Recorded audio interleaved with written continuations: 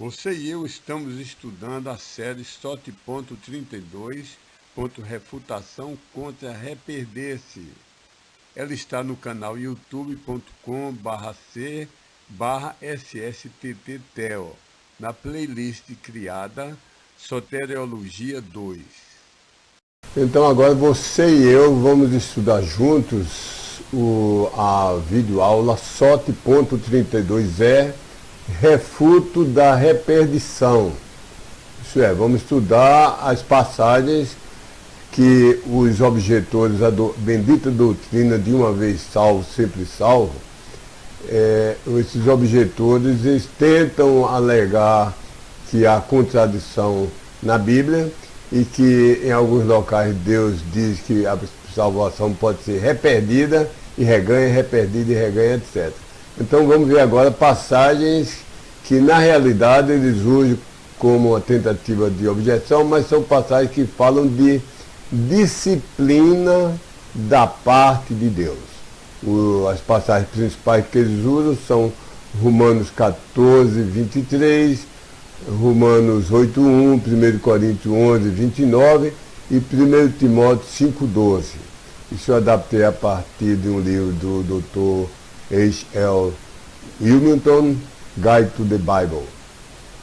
De mais de 114 versos claros e explícitos, já provamos que, ao menos para nós, os verdadeiros crentes dessa dispensação das assembleias locais de convertidos gentios, Deus garantiu que, uma vez que a pessoa é salva, permanece sempre salva, porque é Deus que preserva a salvação. A salvação é preservada pelo poder e fidelidade de Deus. Mesmo que na terra nós fraquejemos e sejamos disciplinados e no céu percamos alguns galardões, Deus permanece fiel, não pode negar a si mesmo. Veremos então esses passagens que eu falei. A primeira é Romanos 14, 23, depois 8:1, depois 1 Coríntios 11, 29 e 1 Timóteo 5:12.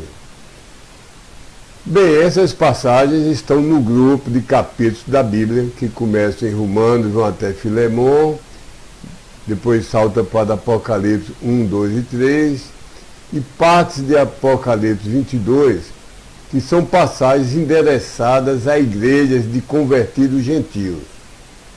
Esses livros são expressamente endereçados, como se houvesse um envelope e viesse de Deus, do Espírito Santo, para a igreja de Roma, para a igreja de Corinto, para a igreja da Galácia, para a igreja de Éfeso, etc.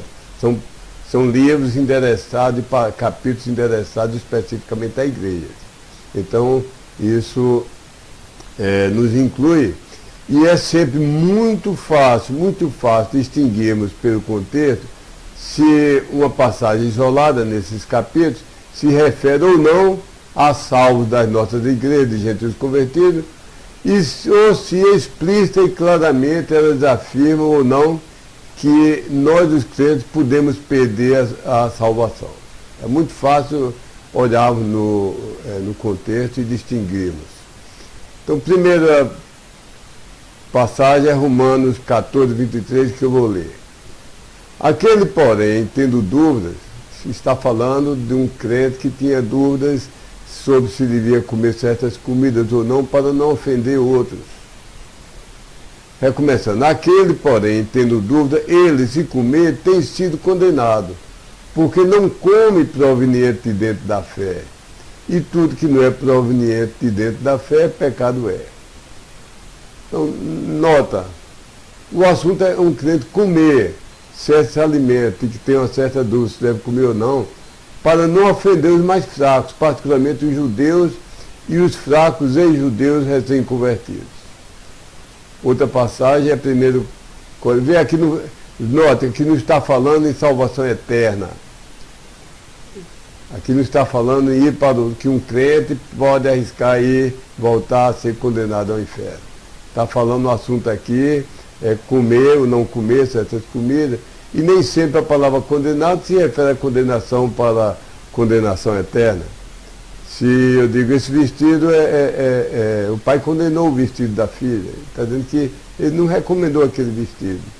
Se um professor diz, olha, eu condenei o aluno a refazer a disciplina, não está falando em salvação eterna. Aqui, o contexto todinho aqui não é de salvação e perdição, céu e inferno, vida eterna ou perdição eterna, de maneira nenhuma. Está falando aí da ética, de comer ou não comer a carne para não ofender os outros. Outra passagem também vai ser semelhante.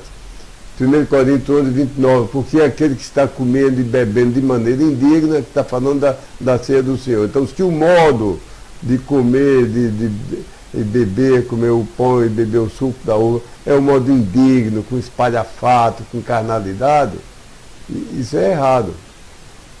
Não está falando aqui que a pessoa é indigna, tem algum pecado escondido, porque todos nós temos algum pecado. O que temos que fazer na hora da ceia, se o Espírito Santo me chamar aquilo a atenção, e é um pecado que nós nunca pedimos perdão, então nós concordamos, Deus, o Senhor tem razão.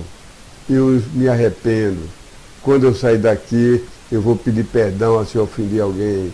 Se puder, eu vou fazer reparação. E depois a pessoa participa da ceia. Agora, se você diz, não larga esse pecado de jeito nenhum, você não deve participar da ceia. Mas aqui o versículo está falando, é um advérbio.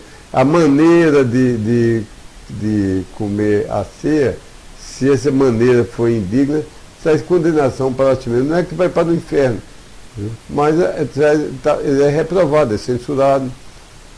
Então vamos ler o versículo de novo. Porque aquele que está comendo e bebendo de maneira indigna, condenação para si mesmo, come e bebe, não discernindo o corpo do Senhor. 1 Timóteo 5, 11, 12. Está falando de senhoras que enviuvadas, ficaram desvalidas, o marido morreu, não tinha filho que pudesse ajudar a sustentá-la, não tinha ninguém, estava sozinha no mundo, já mais velha, perdendo as forças, a mulher não pode fazer o que o homem faz na agricultura, não pode caçar, não pode fazer, não tem a força física para fazer essas coisas, ia ter dificuldade no sustento.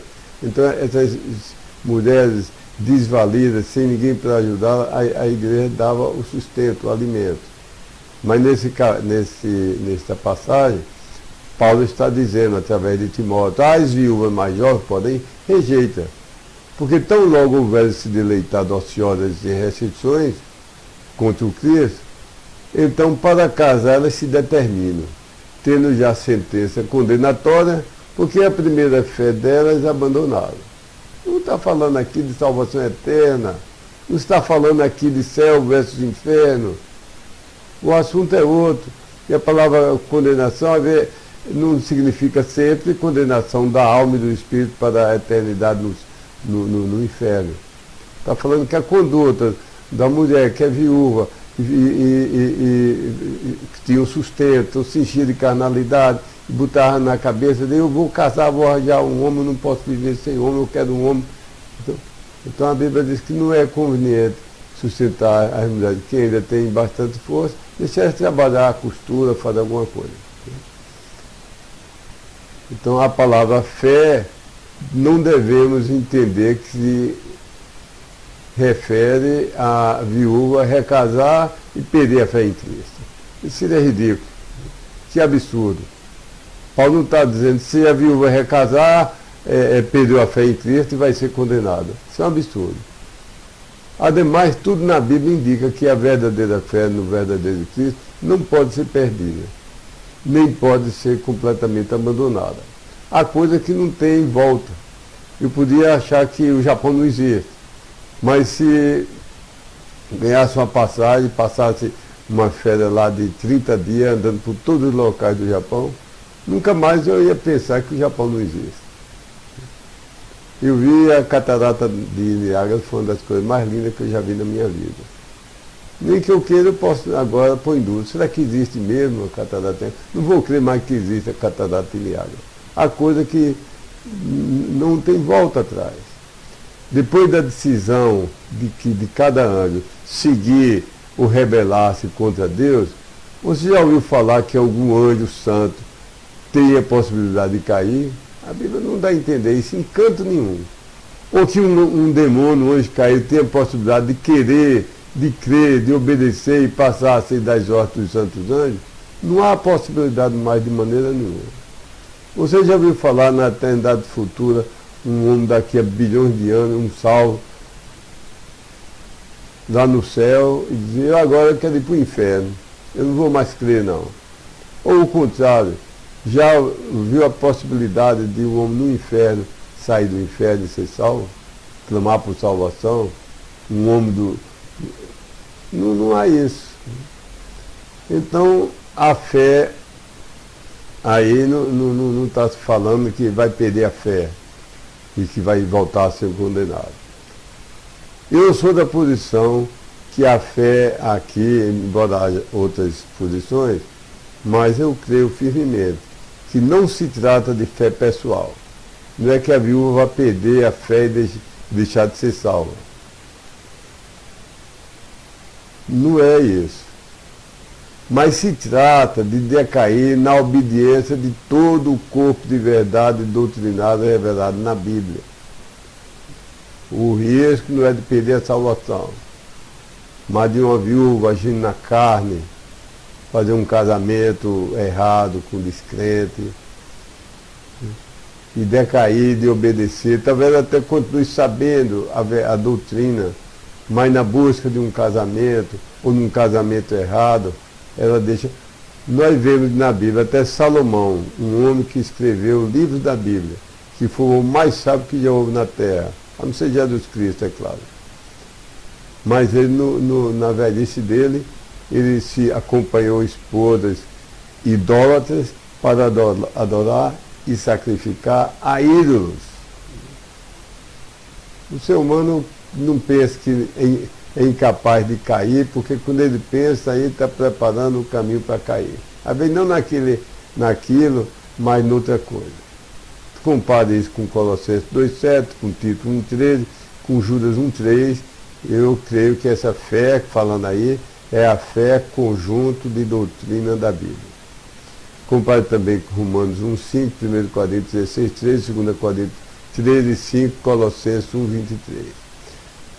Outra passagem dos objetores, que quer dizer que a Bíblia tem contradição e que Deus é mentiroso, que aqui diz que a pessoa é salva eternamente, ali diz que vai ser perdida. Claro que tudo isso é completamente errado e não tem base, mas uma passagem que eles usam, na tentativa deles, é Romanos 8,1, que diz: agora, pois, nenhuma condenação há para aqueles dentro de Cristo Jesus. Paulo está dizendo, na verdade é o Espírito Santo dizendo através de Paulo, que aqueles que estão dentro de Cristo Jesus não têm mais nenhuma condenação. Mas que condenação é essa? Se estivesse dizendo que não vai mais ser condenado, estava dizendo uma redundância. Porque já sabemos que quem é salvo eternamente. Mas que condenação é essa? Ele continua dizendo, os quais não estão andando em obediência à carne, mas em obediência ao Espírito. Então, há sim condenação. Entendeu? Os crentes, os salvos, os filhos, que estão diariamente andando em obediência ao Espírito Santo, não vão sofrer condenação, e o que está andando ao contrário disso, obedecendo à carne e fazendo o desejo da carne, também não vai ter a condenação para ir para o inferno. Mas tem outra condenação. A outra condenação é contra a comunhão. Quem está obedecendo a Deus e fazendo a sua vontade, e o amando, o servindo, e ansiando, anelando por cada vez ser mais perfeito e saber a vontade de Deus, e cada dia, Deus, o que o Senhor quer que o Senhor, em que área o Senhor quer que eu ser modificado, em que área o Senhor quer que eu sirva mais do que eu já estou servindo. Esse Deus tem comunhão, usa, tem consolo de Deus. E o crente que não se interessa por isso, quer fazer a vontade da carne, então ele não tem mais comunhão com Deus diária, ele é corrigido, ele perde galardões, perde de ser usado por Deus, etc. Mas não está dizendo aqui explicitamente que a pessoa foi salva, deixou de crer, voltou a ser perdido e perdeu a salvação eterna. Não há nenhuma passagem na Bíblia que contradiz as 114 que Deus afirma que a salvação é eterna, onde diz que a vida é eterna. Compare Atos 5, de 1 a 10, a história de Ananias e Safira. Eles foram mortos, perderam a vida física, mas não é deles que eles foram perdidos, tornaram-se perdidos. Compare 1 Coríntios 3, 12 e 15, onde fala que há madeira, feno e palha. Sim, que são as obras insuficientes, as obras de pequeno valor, são material perecível. Então são obras que são queimadas, viram cinzas. Todavia a Bíblia diz que essas pessoas serão salvas, embora como pelo fogo. Quem escapa? Já morei em canto de casa de madeira, e tão seca que cada casa eu imaginava que era um grande palito de fósforo. E o fogo não é como aqui, eu moro em João Pessoa, muita umidade do ar, as casas são de tijolo. Um incêndio para destruir totalmente uma casa leva horas. Dá tempo para a pessoa sair, tirar a televisão, às vezes, tirar a geladeira, pegar os documentos, pegar as roupas mais valiosas. Mas casas de madeira com 50 anos, secas, que queimam como papel, queimam como gasolina. Quando há um incêndio, eu morei numa dessas casas, havia alarme contra incêndio, havia extintor, e nós éramos treinados nos prédios públicos, nas escolas, nos prédios de muita gente, havia alarme, tínhamos que sair em 1 minuto ou 2, tínhamos que sair ou podíamos ser repreendidos. Se fôssemos empregados, podíamos ser repreendidos 1 vez, 2 vezes, talvez até perder o emprego. Por quê? Porque ele nos treinava para o nosso bem, numa escola. Meus filhos estudavam lá na escola pública. Ou no verão, primavera, qualquer estação, ou no inverno, quando tocava aquele alarme, que era acionado com bateria. Mesmo se não tivesse luz elétrica, tinha bateria e acionava. E também o diretor tocava num grande sino. E todas as crianças eram treinadas sem ordenamento, sem atropelo, e tinham que, talvez, não me lembro se era 1 minuto ou 2 minutos. Agora, iam do jeito que estava. Podia haver neve, saíam sem sapato, saíam sem as botas, sem os agasalhos, e saíam só de meia, que ficava muito tempo, eles ficavam tendo as aulas só de meia. Então saíam, eram ensinados a isso, porque se sair em 1 minuto, escapa com vida. Se levar 10 minutos, morre e vira cinza. Então aqui quem escapa lá, né, nesses locais de incêndio muito rápido, as pessoas que escapam de incêndio saem com a roupa do corpo e só, deixa passaporte, se tiver caixa de dinheiro, deixa tudo para trás. Então os que forem salvos, mas as suas obras forem madeira, feno e palha, as suas motivações, vão escapar, vão para o céu, mas como quem escapou do inferno, como quem escapou do incêndio, sem coroas para apresentar a Deus, sem premiação, sem nada. Também 5,19, 1 Coríntios, aliás, 5, 9 a 10. 5, 9 a 10. Então, há um crente que se prostituía em algum sentido, mas nós vemos que preserva a salvação. O corpo entrega a Satanás para a destruição da carne, mas o Espírito conserva a salvação. Gálatas 5, de 16 a 18, fala na carne lutando contra o Espírito em crentes. 1 João 3, 10 a 21, fala que se o nosso coração nos condena, maior é Deus.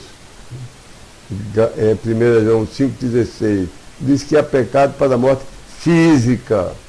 Não fala que o crente perde a salvação. Não há pecado no crente que o leve à condenação eterna. Pode ser castigado aqui severamente, dolorosamente, ele se arrepender, chorar, uivar de arrependimento. A mão de Deus às vezes é pesada. Pergunta a Davi, perdeu os 2 filhos. Pergunta a ele. Era irmão, matou irmão. A consequência do pecado fica. Deus sara e volta, restaura a salvação, a comunhão quando a pessoa perde o perdão. Mas ficam as cicatrizes. Resposta. de uma pessoa que alega qualquer desses versos. Estou tratando dessa vez todos de uma vez só. Resposta: olha, amigo, eu posso lhe escrever, lhe mandar por e-mail, lhe mandar em papel, imprimir, mais de 114 versos, onde o próprio Deus fez escrever explicitamente. Isso é, usando as palavras, as letras. Do lado da condição única de sua regra de salvação, a condição é: crê tu, recebe tu, se creres e confessares, se te arrependeres e creres, e semelhantes. E a consequência, se fizer isso, a consequência, do lado do resultado infalível, que nunca falha, a consequência garantida, Deus fez escrever literalmente palavras com todas essas letras. Vai ter vida eterna. Eterna significa que nunca tem fim, não volta atrás, não se desfaz, não falha, sempre existe. Vida que dura para sempre, sempre eternamente. Não entrará em condenação, não absoluto. Ele não jamais, de modo algum, entrará em condenação.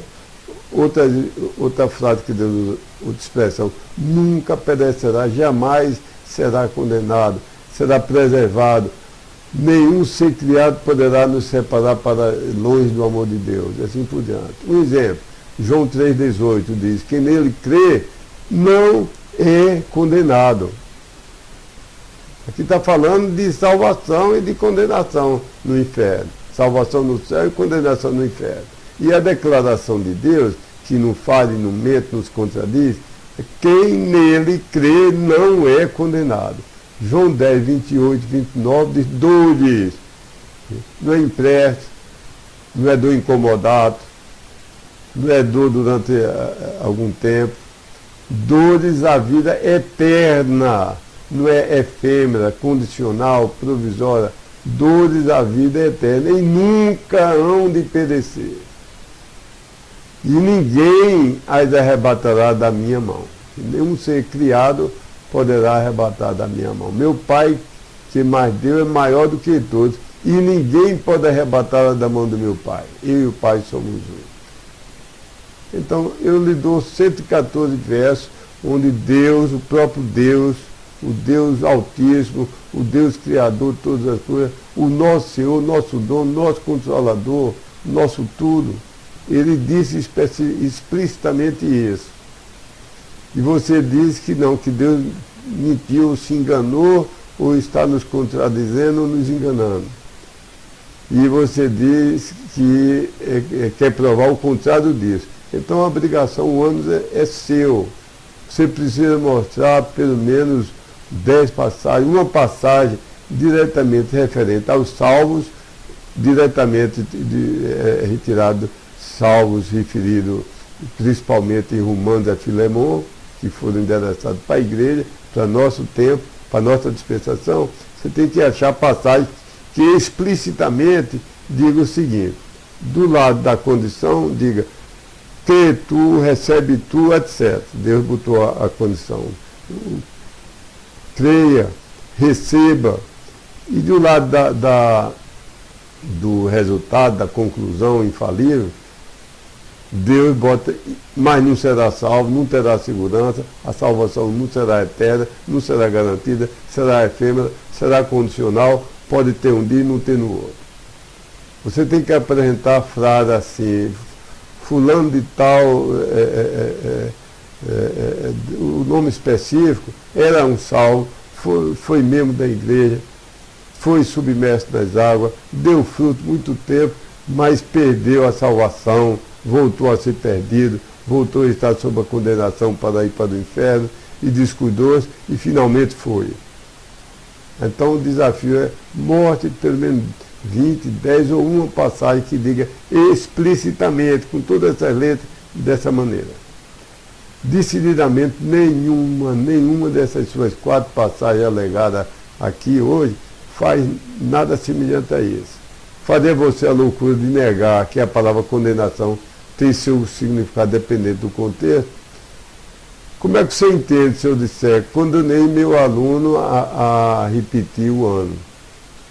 Significa somente reprovação, não é condenação, aí não significa ir para o inferno. Se eu disser, condenei a roupa imoral anunciada na televisão, significa vida eterna e ir para o inferno? Não. Significa desaprovei aquela roupa. Portanto, se o contexto contrastar salvação eterna no céu versus perdição eterna no inferno, você teria provado o que você quer dizer. Se é que Deus é mentiroso, que ele mentiu, que ele prometeu num canto e no outro canto se desmentiu. Mas não sejamos, meu amigo, não sejamos ridículos. O contexto dessas passagens não é esse contexto de salvação no céu e perdição no inferno. Então você não provou nada. Encerremos essas passagens. Oro que você venha a crer nessas 114 passagens e seja salvo, que você ainda não é um crente completo. Você crê na existência de Deus, é muito religioso, talvez um líder religioso, talvez um pastor, talvez um diácono, talvez um presbítero. Mas você não crê nessas passagens, então você não crê totalmente em Deus. Explicações adicionais que eu só darei depois de você crer e ter recebido a capacidade de entender. Essas passagens não afetam a imperdibilidade da salvação garantida por Deus. À luz do capítulo lá no meu site, Prova da Imperdibilidade da Salvação, e dos contextos das passagens e das passagens correlatas, temos que concluir que a condenação de que falam essas 4 passagens tem de se referir à perda da comunhão com Deus, tem que se referir à disciplina que a pessoa vai sofrer, trazida por Deus, tem que se referir à perda de galardões, à perda de ser usado por Deus. Mas não se refere à condenação espiritual, não se refere ao inferno eterno. Não quer você, meu amigo, agora se arrepender, se humilhar, pedir perdão a Deus por nunca ter crido nesses 114 versos que eu lhe citei de cor, aliás, nos 14 versos que eu lhe citei de cor, nem nos outros 100 que eu lhe dei por escrito em papel. Não quer você, meu amigo, depositar sua fé em Cristo agora mesmo, totalmente, dizer a Ele, eu creio nesses 114 versículos e sei que tu não és mentiroso, e hoje, agora, pela primeira vez, eu te recebo como meu Salvador? Deus te abençoe.